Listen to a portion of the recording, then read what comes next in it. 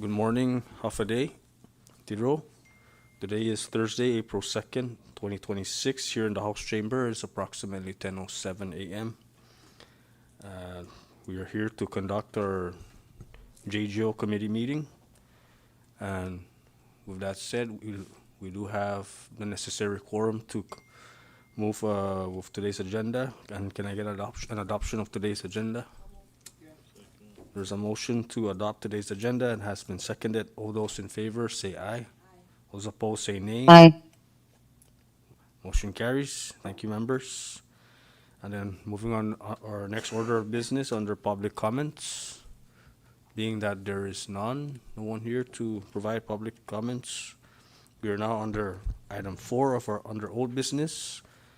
Senate Bill 24-13, Senate Draft 1, to enact a whistleblower protection provision for Commonwealth government and autonomous agency employees reporting on prohibited personnel practices, to provide whistleblower rewards for individuals who report underpayment of taxes, to clarify the mechanism for the payment of rewards for disclosures leading to the discovery of public funds, and for other purposes. We are now under discussion. I recognize Madam Floor Leader. Hi, thank you, Chairman. So I know this has been on the agenda for quite some time, and it was recycled from, I believe, last. Where's the funding source for this? How is this supposed to be paid? Penalties. There's a penalty here. Is there a revolving fund account, or are we going to establish a revolving fund? How are these funds going to be paid? There's no cost benefit or impacts on this. Thank you. Thank you, Madam Floor Leader. I did call in, I did remind the author of the legislation, who was, I believe, Senator Corina Magofnia. I gave her an invite to see if she wanted to come and divulge the information on this particular piece of legislation. May I call a short recess? Short recess.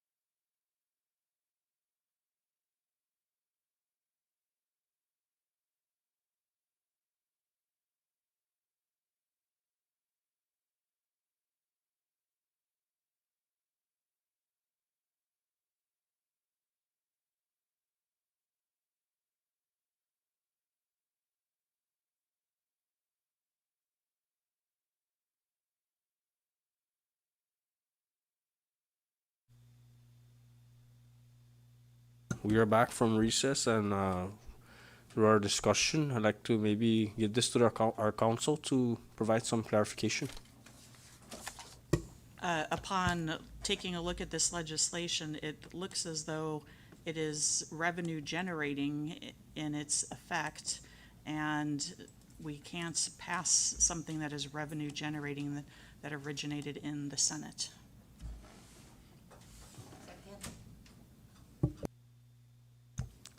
The floor is still open for discussion if members want to chime in. Recognize Madam Floor Leader. Thank you, Chairman. And I think in light with Council's finding nor interpretation of this, it's only sound and it's only correct that this be kind of tabled until we can speak with the, I guess, author to make some amendments. Otherwise, I think we could take her bill and convert it over to a House bill where it becomes now appropriate to pass. But because of council's interpretation, I will express that any bill, as she said, that is revenue generating in form, passed from the Senate is, unjust, improper. Thank you. Thank you, Madam Floor Leader. Floor is still open.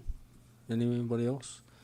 With that being said, since this particular legislation does touch on revenue generating, which must originate from the House, I will reach out to the author of this bill to further discuss if she's willing for this to originate from the House so that we can move it forward. I'll do that. And with that said, is there a motion that we table? There is a motion to table Senate Bill 24-13 SD1, and it has been seconded. All those in favor say aye. Those opposed say nay. Motion carries. Senate Bill 2413 SD1 is hereby tabled, and I will reach out to the author. Thank you, members. Moving on to our next item, under item 4, old business, we have Senate Bill 24-21 to amend 9 CMC Section 2103 to require execution of a notice of transfer and release of liability by the appropriate parties upon the ownership transfer of a vehicle. The floor is now open, but before I recognize any of the members, I'd like to recognize our council, and then Rep. Flores, I believe this is your legislation? No, this is Cruz? Oh, Senate Bill. Welcome. My apologies. Council? So I've reviewed it, and I think that there is some additional clarification. It could use a little clarification in the language, and I have a short proposal, just a one sentence that I think would match the intent of the legislation. So I think that it needs to be amended. Council, is there a way you can put that up on our screen so that our members can see? And then we were gonna have to adopt this amendment, and then it will be in the form of House Draft 1.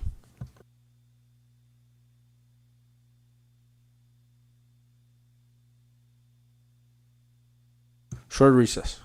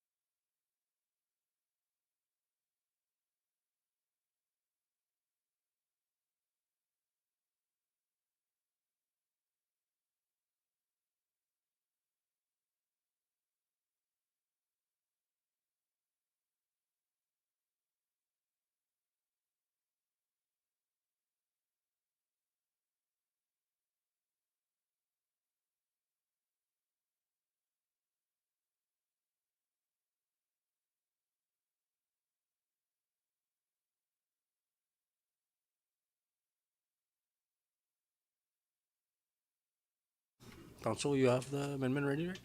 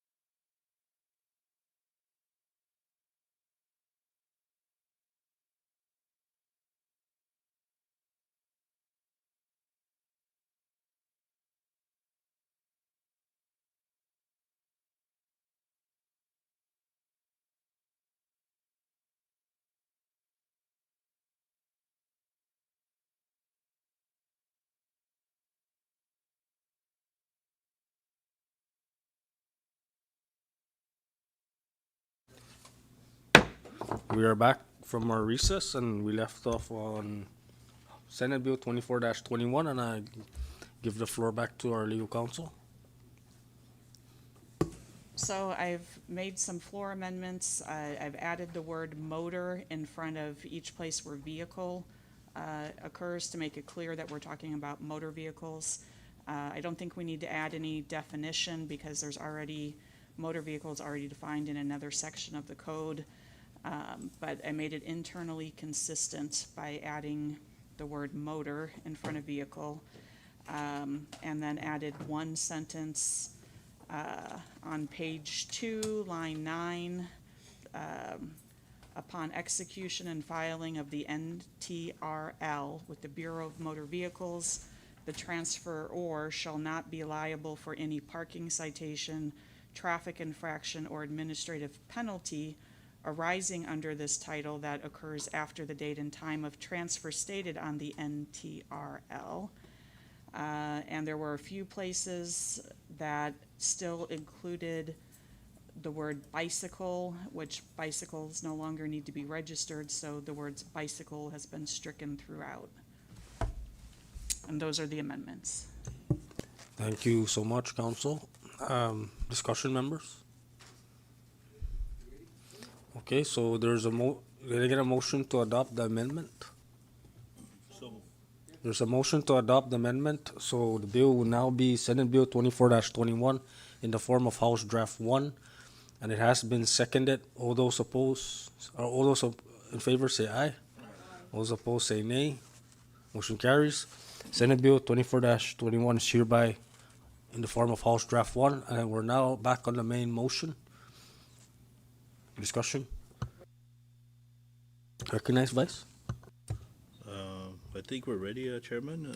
Just a motion that we proceed with the committee report to the full body so we can vote on the passage of Senate Bill number 24-21 in the form of House Draft 1. So move. Thank you, Vice. There is a motion to adopt a committee report for passage on Senate Bill 24-21, House Draft 1, and it has been seconded. All those in favor say aye. All those opposed say nay. Motion carries. Senate Bill 24-21, House Draft 1 is hereby adopted for our recommendation for the passage on our next session. Thank you. Our next order of business, we have House Bill 24-28 to establish a grand jury system in the Commonwealth for use in criminal investigations and prosecutions and to provide for related powers and procedures. And I'd like to recognize the author of the bill, Madam Floor Leader. You have the floor. Thank you, Chairman. And at this time, I move to file this particular legislation. I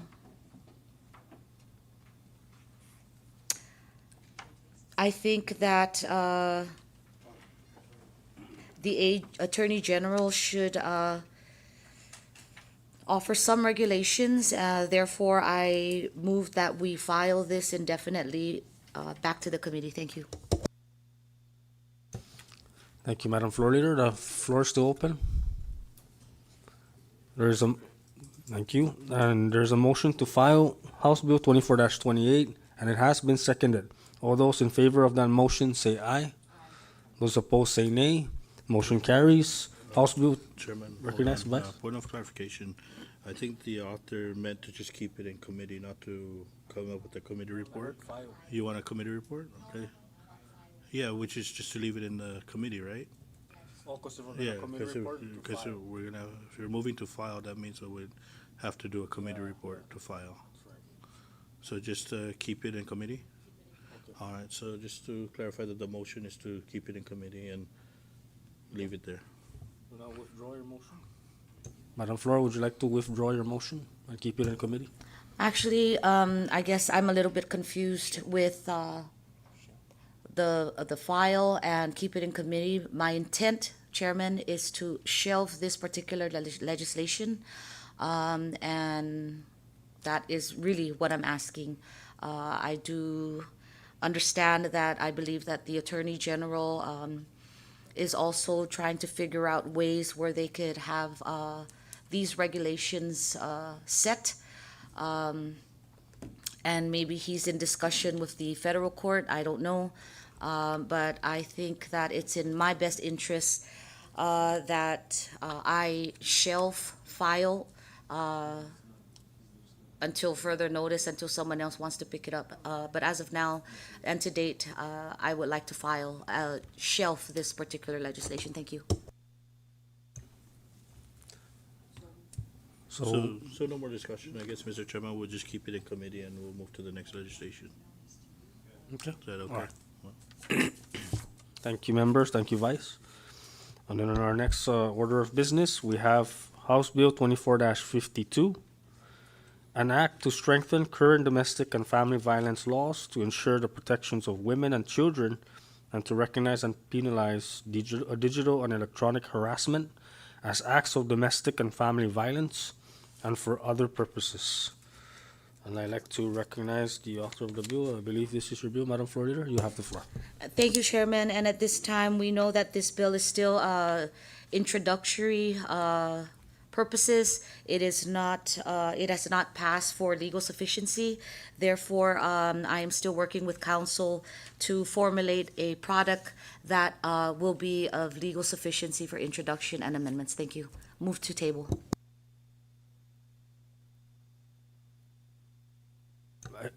Thank you, Madam Floor Leader. And I do like to note that we did receive comments from the Public Defender's Office, the Northern Marianas Coalition Against Domestic and Sexual Violence, Carrie Dot, Department of Public Safety, I believe the Attorney General's Office, through email communication. So would you still like to continue with the table? Yes, because it's introductory purposes only. I still need to formulate a legislation that requires legal sufficiency. Okay. So there's a motion to table House Bill 24-52, and it has been seconded. All those in favor of the motion to table, say aye. Those opposed, say nay. Motion carries. House Bill 24-52 is hereby tabled. Thank you, members. On our next item under our order of business, we have House Bill 24-55 to amend the penalties for illegally parking in spaces designated for persons with disabilities by strengthening and enforcing clear penalties for violation and repeat offenses and by ensuring accessible parking for persons with disabilities and for other such purposes. Floor is now open for discussion. Ready, Mr. Chairman? Recognize Representative Aquino. Thank you, Mr. Chairman. I just wanted to say, how about for those people that are entitled to disability, they have their play card with them, and then a resident calls DPS to say this person is parked in a handicap or a person with disabilities parking, when in fact there is a play card. Is there any penalties for that? Or can that be included? False reporting of a Short recess.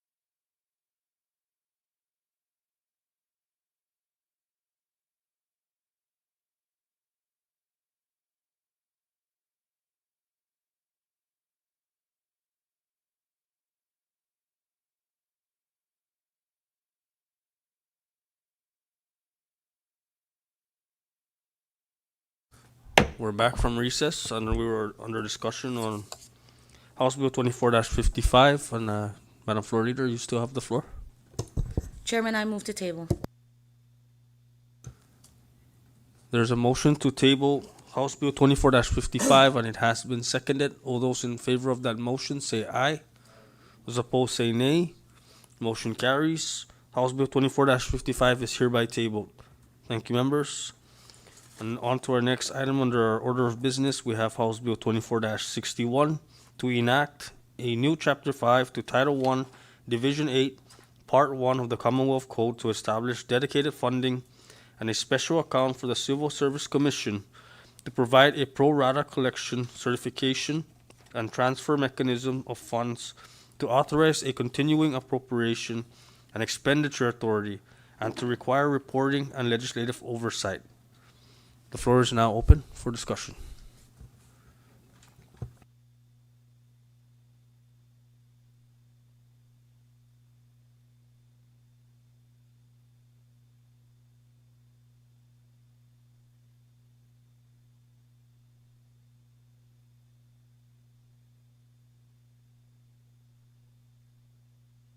Recognize Representative Aquino.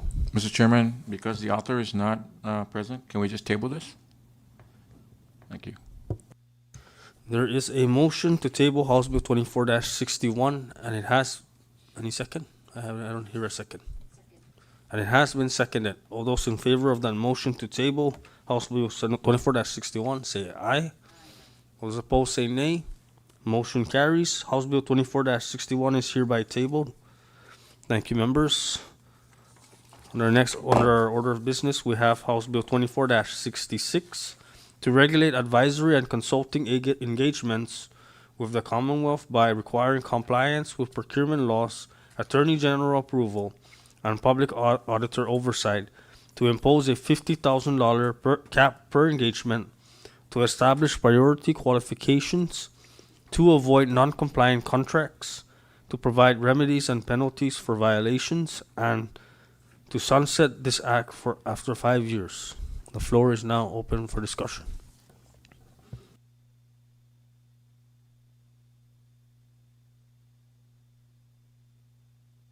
Madam Floor Leader, you have the floor. I believe this is your bill.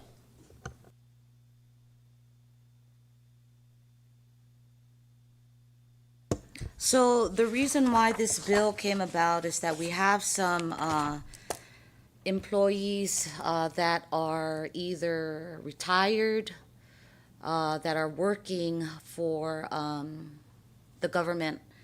And I'm not sure how this works out, but if they are now working, but they don't have a NOPA because in fear of their retirement, they're still allowed to engage in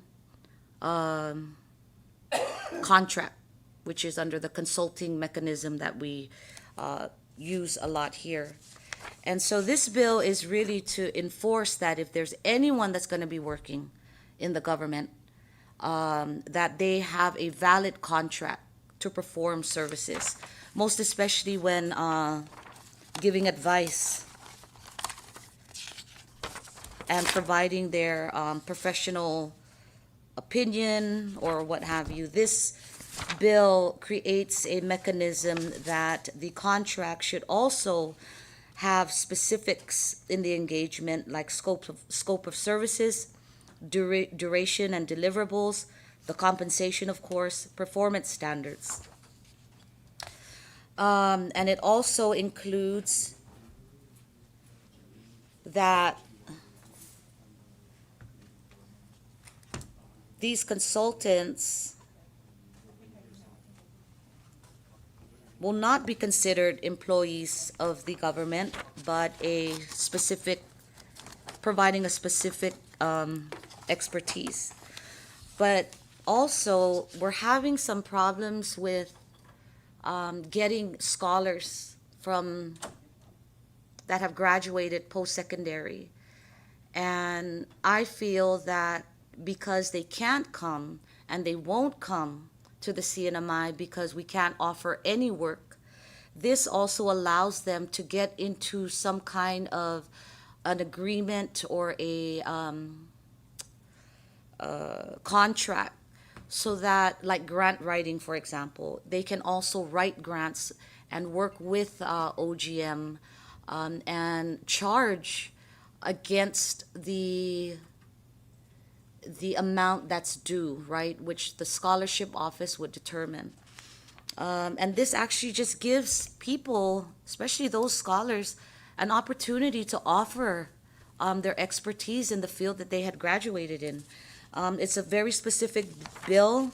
A lot of this is really toward, right now, economics. Any person that has an expertise in the economy, also in terms of tourism and hotel management, which is really what the needs are of the Commonwealth right now.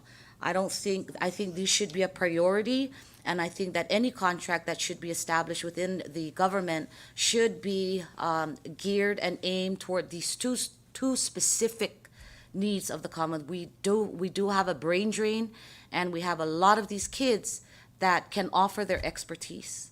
And I think that this is just a medium for them to participate in the design of the Commonwealth, because they've earned it, and they should be given a right to engage in these types of contracts, and not just contracts that are people that are here who don't want to get into a contract because they want to save their retirement or what have you. Again, I'm not here to bash anybody about their retirement, but anyone that has to work within the government, the executive branch, the legislature, and the judiciary should have a binding contract, and it should have deliverables engaged. Thank you. That's the purpose of this bill, and I ask that you guys support that. Thank you.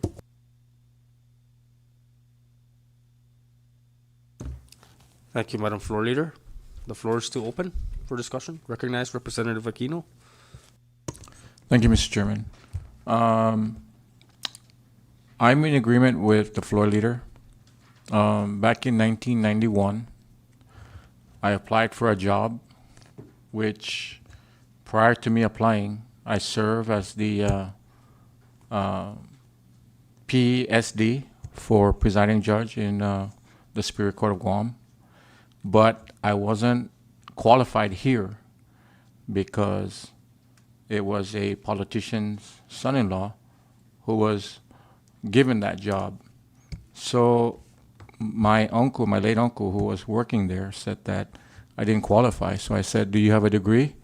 He says, "No." I said, "Then you shouldn't be talking." I think that, when years back I told my dad, the problem here is that in order for a person like myself, I would actually be in the game when I reach past 45, which turned out to be true. So these are what the college students who are in the States are experiencing. There's no opportunity for them. So I think if this thing provides a mechanism where college students can feel more inclined to return home, like my kids, then I support it.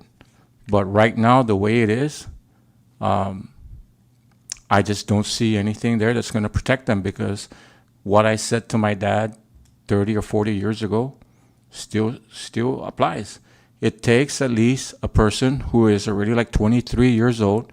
It'll actually take them now longer when they reach age 50 before they can actually be qualified for a position that they have a degree for, Like myself, I was just bummed out because, wow, I served 3 years.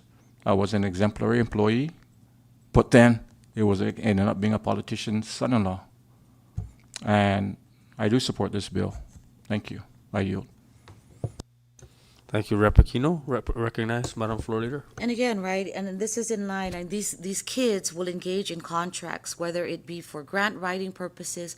We know that there's a brain drain, and the first priority in this bill would be given to CNMI scholars, and again, very tailored toward advanced degree training or degree in economics, First priority. Second priority, seeing my scholars with an emphasis in business administration and or tourism management degrees.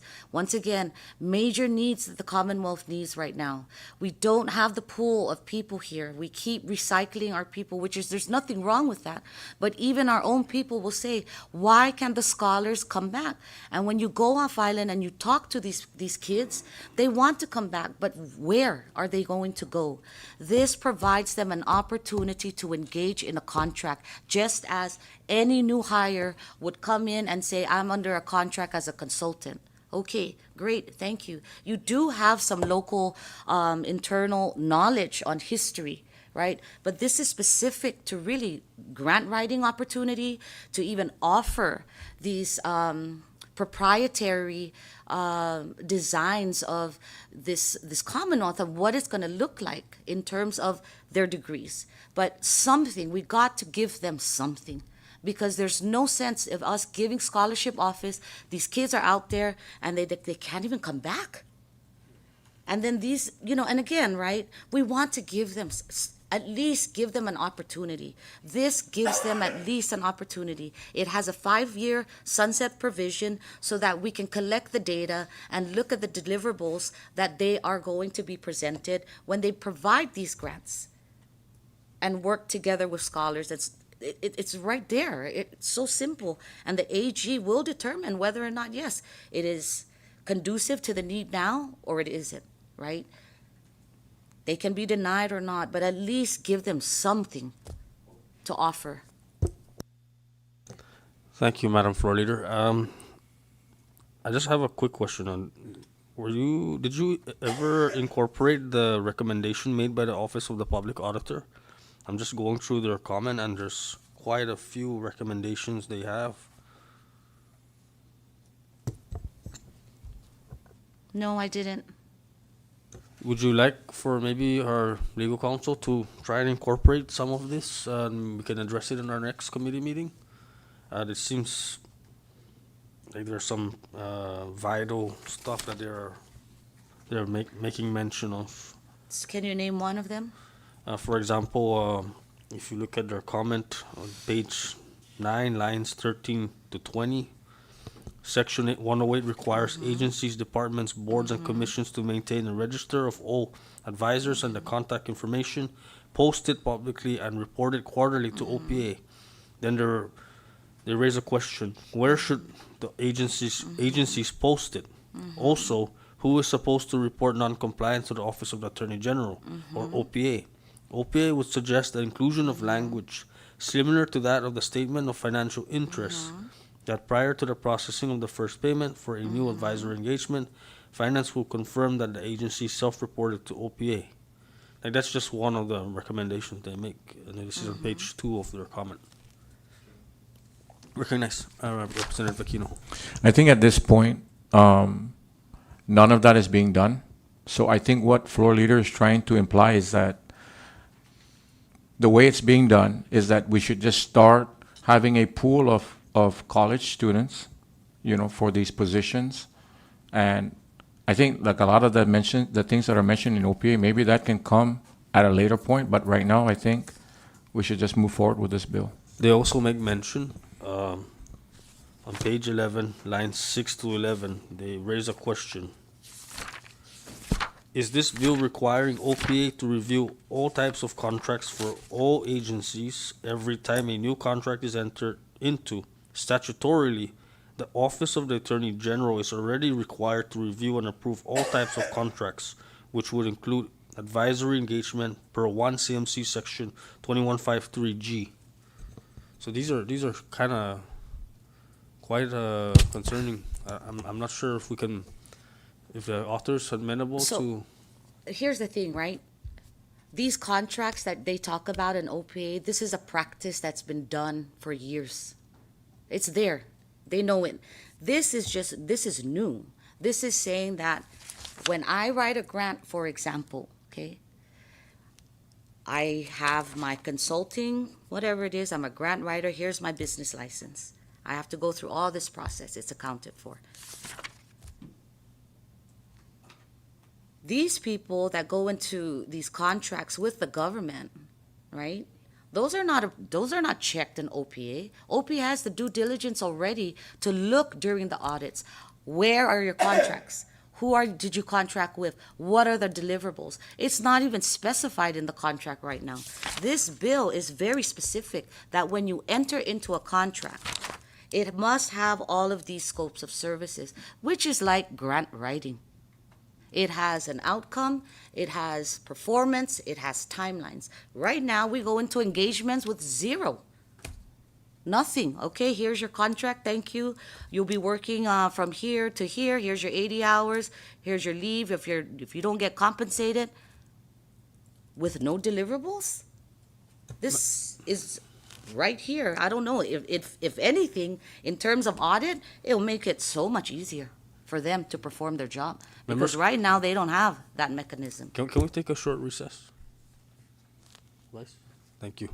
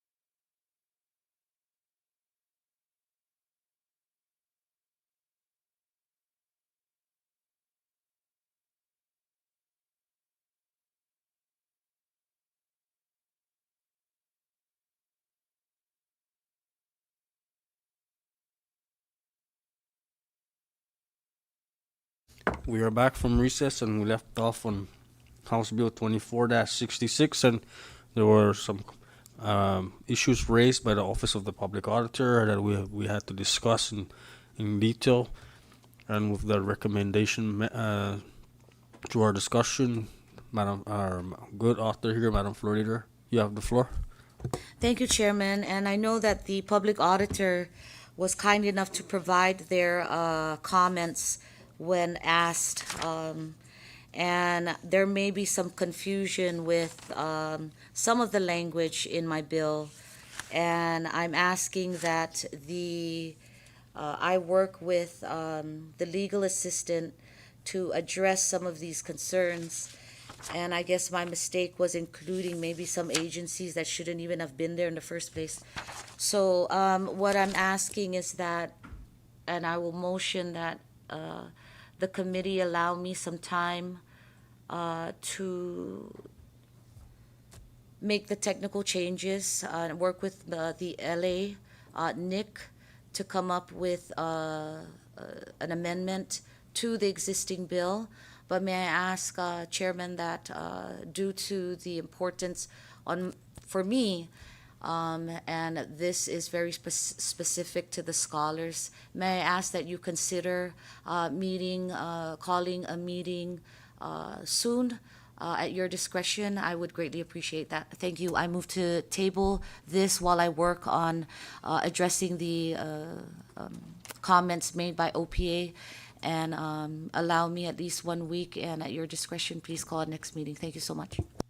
Thank you, Madam Floor Leader. And as discussed, before we tackle the motion, as we discussed, if the members would like, at the end of this committee meeting, if there's any pending legislation that they want to fast track, we can call another committee meeting next week. There's no problem.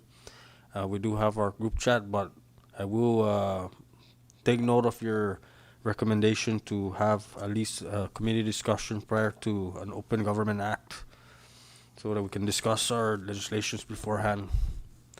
And with that said, there's a motion to table House Bill 24-66. Did I get a second? And it has been seconded. All those in favor of that motion, say aye. All those opposed, say nay. Motion carries. House Bill 24-66 is hereby tabled for our next committee meeting. Thank you, members. And then moving on to our next order of business, we have House Bill 24-67 to promote government transparency, accountability, and digital accessibility by requiring standardized reporting of financial and grant information by all CNMI government entities, instrumentalities, and nonprofit recipients of public funds in compliance with the Constitution, the Covenant, and applicable laws of the Commonwealth, and for other purposes. And I believe we're under discussion, and Madam Floor Leader, you have the floor. I really hope to God I don't table this one.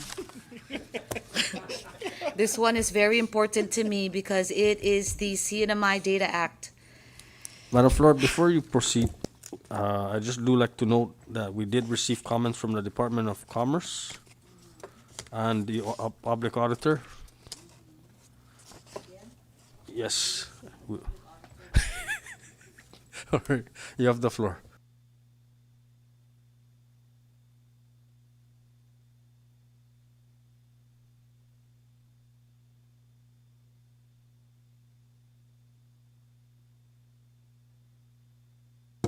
I don't see a comment from the public auditor. I do see a comment from Department of Commerce. My apologies that they attached the public auditor to this, so there's no comment from the public auditor. Well, Please. thank goodness. Whew.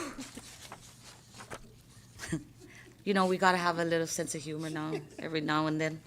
But I really hope that this bill, colleagues, and I want to make sure that it's legal sufficiency before I start to motion, and it's only introductory purposes. So looking at the back page, it has been signed by council for legal sufficiency. And this is the CNMI Data Act. This is a discussion that we've been talking about since the 23rd legislature about transparency within the branches of government. I feel that we're always asking for these OGA requirements, and then we're paying for paper for all kinds of stuff that we really don't need to. In terms of time now and technology and how it makes everything available, dashboards can be created through every entity to show what monies are coming in, where monies are at, encumbrance, POs, et cetera, et cetera. I know that my conversation with Rep. Aldon has concentrated on a lot of these needs right now. Although Rep. Aldon, his goal is to have the currency clock available in CNMI time, which we don't know if that could ever be a dream or a reality, but right now it's still a dream. This bill will now instruct the Department of Finance and OMB to have a dashboard that is open for the general public to look at funding sources, grant numbers, encumbrances, everything that we asked for already. The public now should be able to have a portal that they go to, and vendors should have a portal that they go to that shows them exactly what contracts are up for bid, what grant numbers and who are the grantors from which contracts are being asked for, subcontractor list, and any information that is important to a vendor, a consumer, an investor. That's what this bill does. The Data Act allows us to have that. And right now, every time I ask for a breakdown of something, I get an Excel spreadsheet that doesn't even have a check mark, doesn't even have a signature. But with this portal, we know automatic that the Secretary of Finance and OMB must always have this portal active.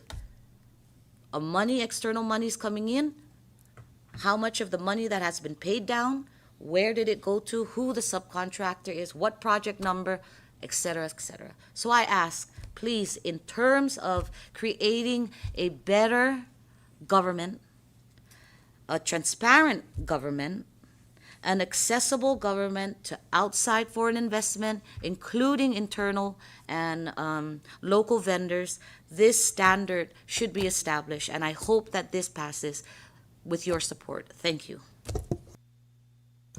Thank you, Madam Floor Leader. The floor is still open for discussion. House Bill 24-67. Recognized, Vice? Thank you, Chairman. I think this bill and the next bill that we're going to be looking at are doing it exactly what we needed to do. I think we should push forward with this legislation, as most especially with the possible extension of a lot of these grants that we had received with the large projects here in the CNMI. I think we should really get on top of it, because a lot of these contracts are moving faster than we anticipate, and there's a lot of I forget the term, but it's where they challenge, the bid process. Whoever the winning bidder is, they're challenged. So we're running against, we're crunched with time. By the time everything is settled, the contractor that won the bid, if they're giving the notice to proceed on these projects, the time has lapsed. A lot of the time has lapsed so much that it's not beneficial for the contractor to take on the project, because it's not unrealistic timeline to complete these projects. But by having these types of information readily available, they can start weeding out other bidders that go into these bids just to protest the chosen bidder, the chosen contractor. And we have a lot of those. It's very unfortunate, but that's part of the process that they challenge, because they have the right to challenge. But if a company is just going in there just to delay this process, a lot of these grants, let's take just the CUC for example right now, or even maybe CPA, but CUC is a classic one where the contract or the bid was won somewhere in December, but it's taking its time because of the protest period. But they have to break ground by July 4th and start, I guess, construction, or have a phase of the construction be done by the end of this year. That's a $300 million grant that's potentially can be invested right into the cinema if it was timely done. And we can see those resources start circulating in our economy. But unfortunately, there's this opportunity to protest bids, and that's great. We need to offer that because some bids might be really wrong, and they win bids just to change order down the road. But if there's bidders or contractors that participate in this process just to protest, delay the project, it really hurts us in getting these funding and these tax credit. I'm just using that CUC grant.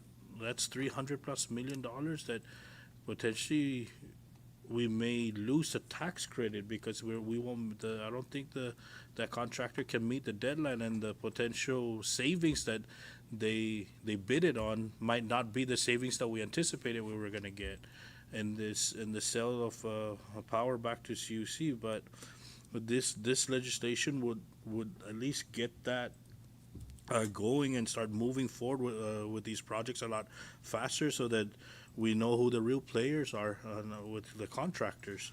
And I believe that 2478, Rep. Aquino's legislation, kind of does the same thing on the digital level. So, let's move on with this legislation, and hopefully the full body supports it, and the Senate gets it past the Senate so it can get to the governor's desk.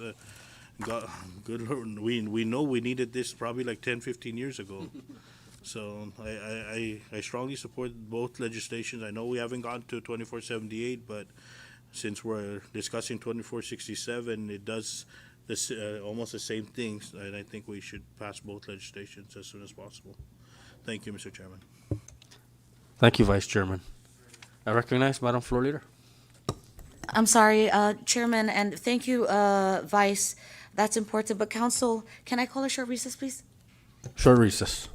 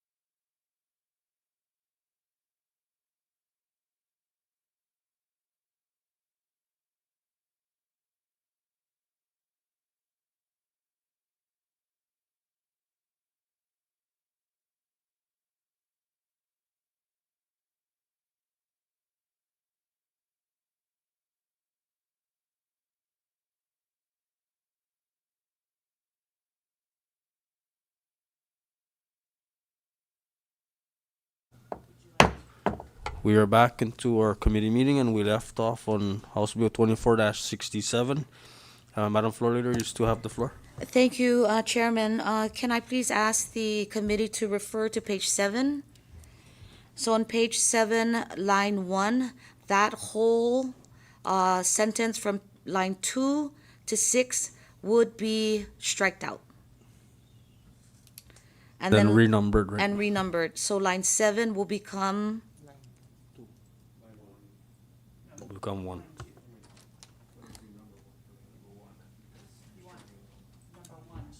that's gone, number 1, no? I don't think you're gonna need a number if, just remove the number 2. Yeah, it's just gonna be, yeah, Strike you're it right, out? Congressman Flores. Yeah, no renumbering. No renumbering, okay. Take that out. A, yeah.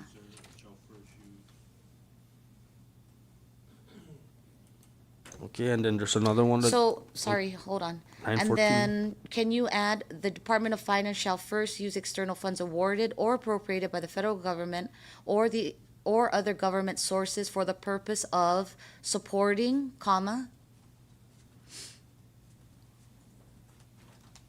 maintaining, and enhancing, right? Okay.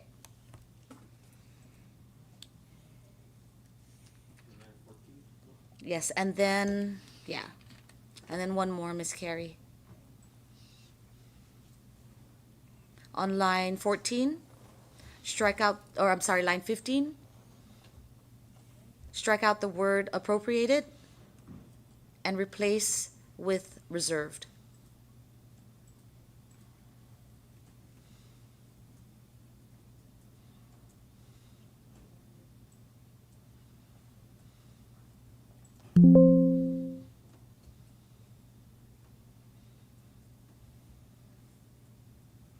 And I think I'm done with my amendment.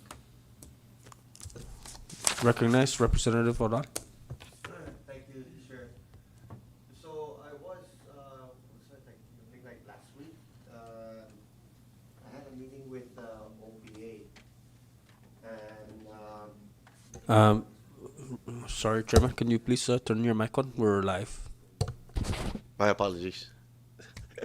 So last week or 2 weeks ago, I had an audience with OPA, and we were discussing about their 1% that I'm proposing to remove from, CUC, but not so much as to eliminate OPA's ability to audit and oversight and investigate CUC, right? And it's only, you only charge what for performance you actually serve. When I was speaking to them, they said that they use those funds, for anything that goes beyond that. And when I was asking them, like, well, if it doesn't go beyond that, then what is the purpose of the 1%? Why is it blanket? They said, well, they use it for other, investigation. To me, that is not a good argument at all. Because if you're telling me that the OPA 1% that you get from CUC that is funded by ratepayers, but then you're going to use it to do investigation on other agencies, that does not fly. It cannot carry weight. Because now you're talking about that if I'm going to investigate DOC, that is government, funded from the general funds, right? But then you're gonna be taking money that you're actually overcharging on CUC that is funded by ratepayers to go fund this other fiasco. You know what I mean? So I was asking them, like, there has to be another way that you could get your funding source, and it cannot be, on the backs of the ratepayers. And remember, we all are ratepayers, and all businesses are ratepayers, and that's to include the government itself. So, with the $500,000 that's already constitutionally mandated, they get annually, right? Okay. I was asking them what would you like to, if we were to amend your funding source, what would you like? They said that if we could get, like increase the, what do you call it, their $500,000 to $1 million annually, you know what I mean? And then from there, they can work with the other 1% issue.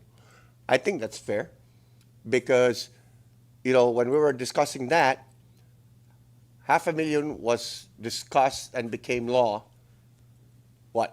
30 years ago, 40 years ago, in 88, 87, something like that? Well, with with inflation today, that dollar doesn't equate to much today.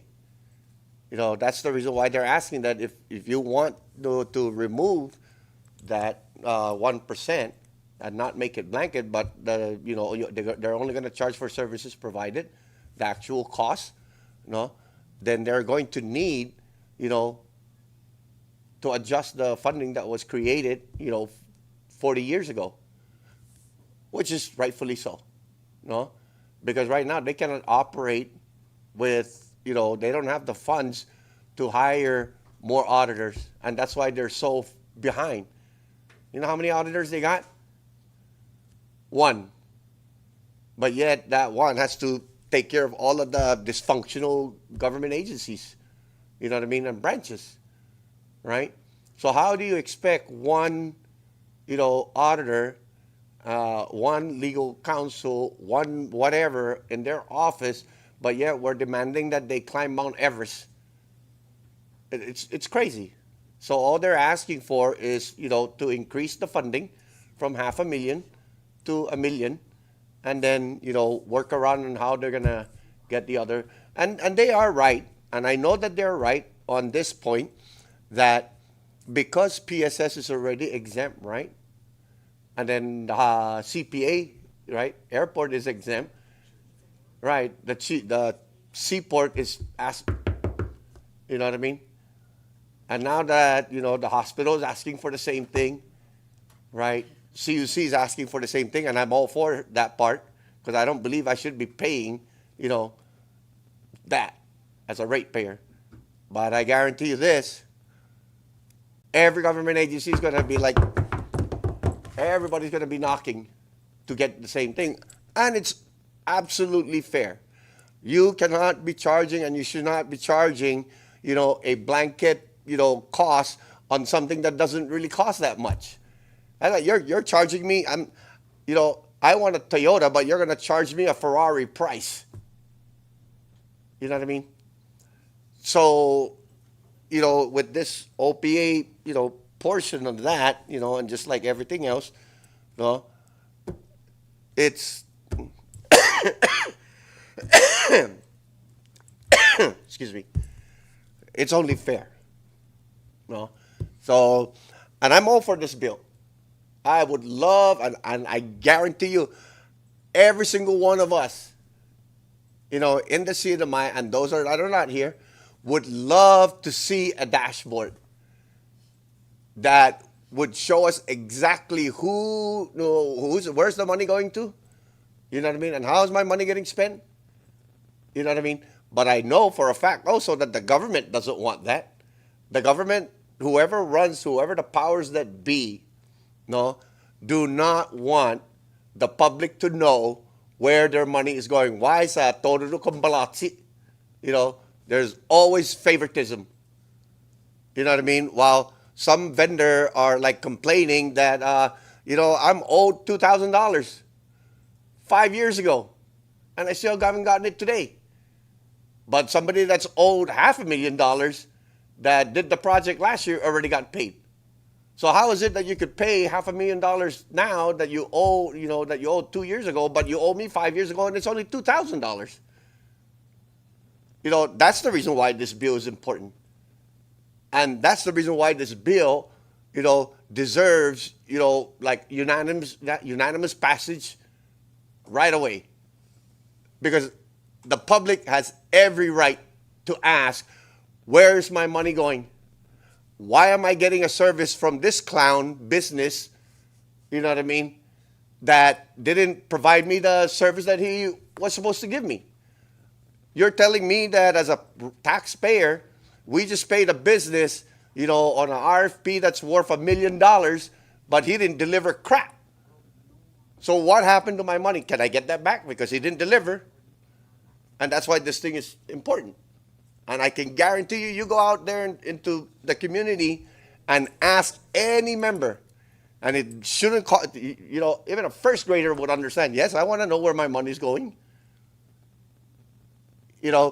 So yes, this bill is extremely important, and the public has every right to demand for this.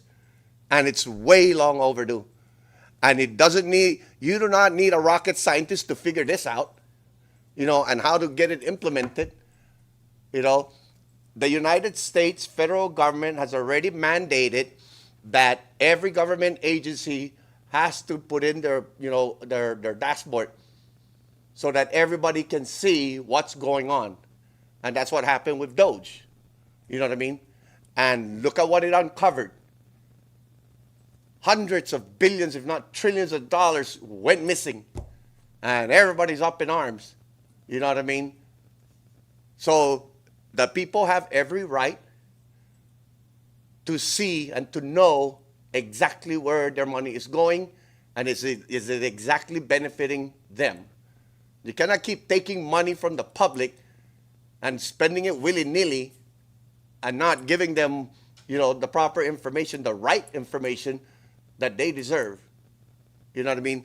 And yes, I believe that instead of OPA getting $100,000, just scratch this whole thing and make it $1 million like they're asking for. And they need it. OPA needs the money. That's the reason why they're so behind, because they don't have enough people, because they don't have enough money to get people to come in and do the audit. Even if they wanted to, bid it out, they can't. Why? Because they can't afford it.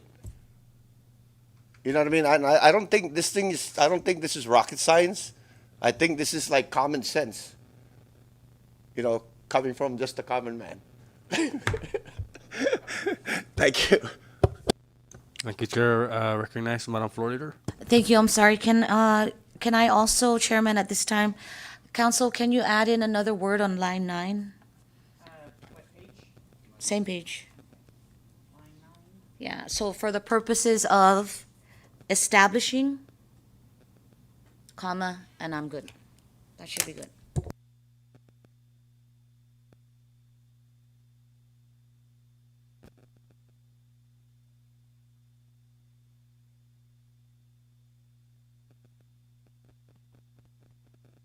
Thank you, Chairman. And with that, those amendments, did we even motion?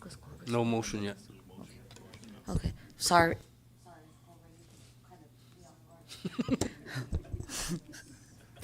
Chairman, at this time, and colleagues, I ask for your support, and I move that the amendments made on page 9. I'm sorry, page 7. There it is.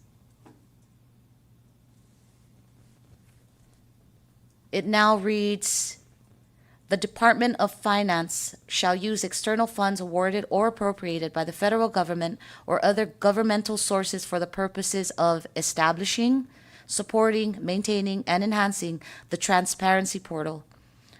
And then further down, Chairman, we struck out the word appropriated and replaced it with the word reserve. I move that, so move. There's a motion to amend House Bill 24-67 with the aforementioned amendments by Rep. Marissa Flores, our floor leader, and it has been seconded. All those in favor of that motion to amend House Bill 24-67 in the form of House Draft 1, say aye. All those opposed, say nay. Motion carries. House Bill 24-67 is now reflected as House in the form of House Draft 1. Now we're on the main motion. Recognized Vice Chairman. Thank you, Chairman. Just on clarity, can you go back to page 7? Just so this is just technical, so we don't repeat it. twice on line 7. Just also strike out that the Department of Finance because it's already, or just strike out Department of Finance because you have it on A already, and that's the new A. The top. Yeah, the top one. The top one, yeah. So no, not A, just the Department of Finance because So that's just the technical.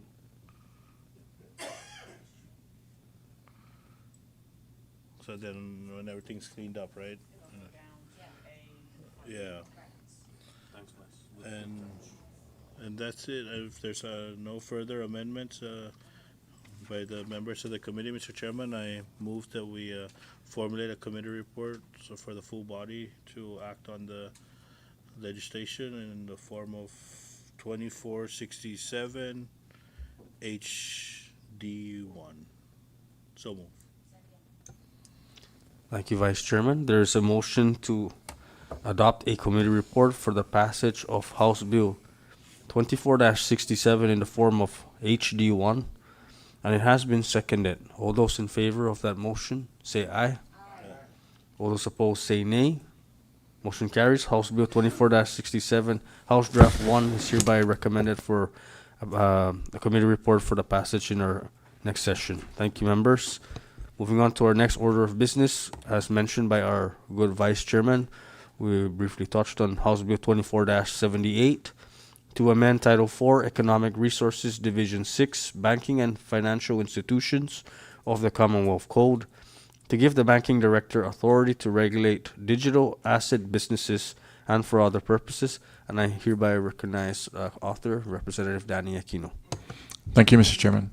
I would just like to echo the same sentiments that the Vice said. He took everything right from my chain of thought. And for that reason, I would just like to say that let's pass this thing also. But in all seriousness, yeah, this bill would actually be a good, it works hand in hand with all the other bills reflecting on digital assets and digital currency. This would actually tell the entire world that the CNMI is up to par.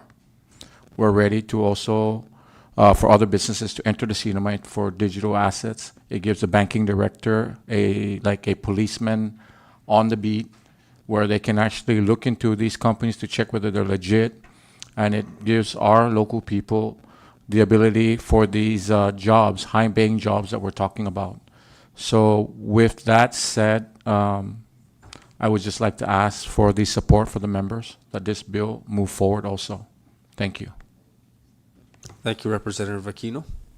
The floor is still open for discussion. Recognize Vice Speaker.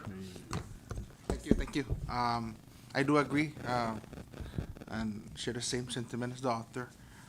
100% it is long overdue. I do, however, have a proposed amendment to this. Unfortunately, it's not ready. I was just discussing with Nick here the proposed amendment to add another section here. It's really to make it stronger. Really, it adds another layer of scrutiny, if you will, or filtering of cryptocurrencies and any kind of virtual currency called a virtual asset service provider. It adds another layer of protection, for commerce, the banking director to regulate clean money, basically. It filters out any dirty money in terms of money laundering of crypto. Unfortunately, I just spoke to Nick earlier today, and it's gonna take a while, some time, and I can have that ready for your review before our next session. Our next meeting. It really makes it stronger. And to the author, if you don't mind, if we just table this just for the next session meeting, and you can review the, the amendment. I promise it'll make it even stronger. That's all I have. Thank you, Vice Speaker. Recognized, Madam Floor Leader. Thank you, Chair, and I think I also have something in my committee, I'm sorry, in my office, that I'd like to give to Rep. Aquino, that can be placed in here also because it also attaches the consumer protection. And that's what's really important. If they're doing now this modification, right, and this third layer that they want to add in terms of the credibility and the, I guess, check and balance of all of this stuff coming in and out in terms of digital assets and financial technology. And then we also know that there are members of the Economic Council that are also in a council that has interest in digital asset, which we also need to see what the Economic Council would like in here, because I would love to get the Economic Council to provide its input, because I'd like to also see where that balance is, because we see an integration of policy design, Economic Council, plus personal or financial institutions that have monetary gain. So we need to make sure that all of these safeguards are addressed to make this not a perfect bill, but a great bill that takes everything holistically and puts it together so the framework is all there. And that would be his champion bill. And I also asked Rep. Aquino, I would take out my bill, which I have, and give that to you. And if you want, you can take some pieces and put it in here, because I think it'll make it one cohesive bill. So, thank you. Thank you, Madam Floor Leader. Representative Aquino, would you like Sure. to respond? Yeah, I want to thank the Representative Camacho and Floor Leader. The intent of this bill also was to weed out, to strengthen the money laundering aspect. That's what the intent of this bill was, and also to identify the fake investors, so to speak. And this was to give the banking director that authority to also work with the federal partners. But yeah, I'm in no objection if we're going to just continue to include. In fact, I'm in no objection if we're going to go and recess into the next committee meeting. Thank you. I yield. Short recess. Thank you, Representative Aquino.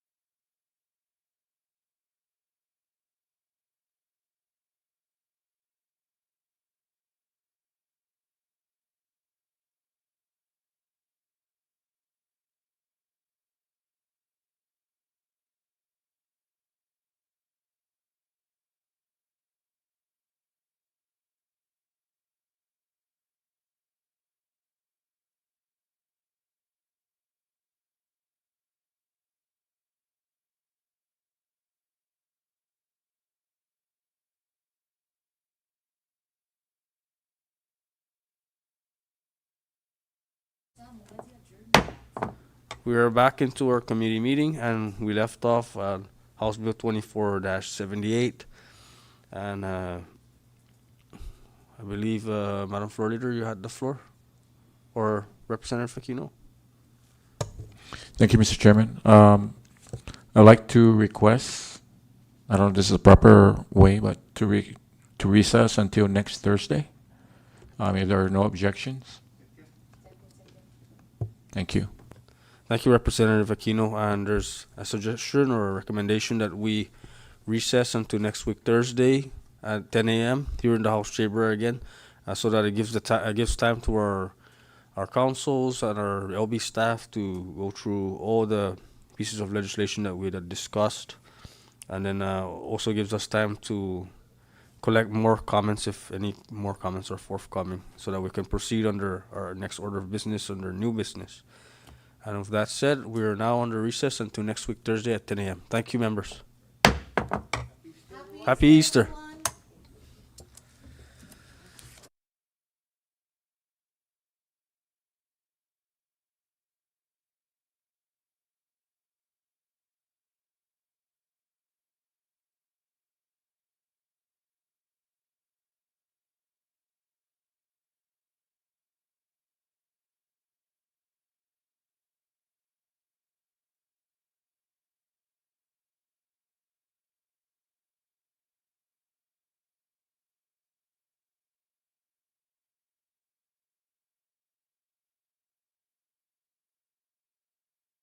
Apologies, we're going to reconvene back into our committee meeting.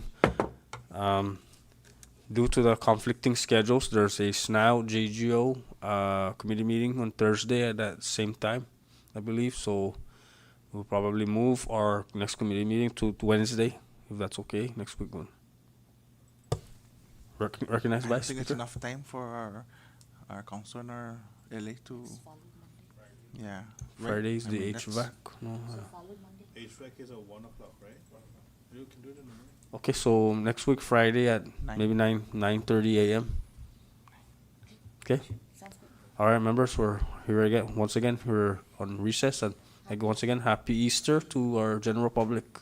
Thank you, and thank you to our LB staff. Appreciate. Thank you, Carrie. Thank you, Joe. Thank you. My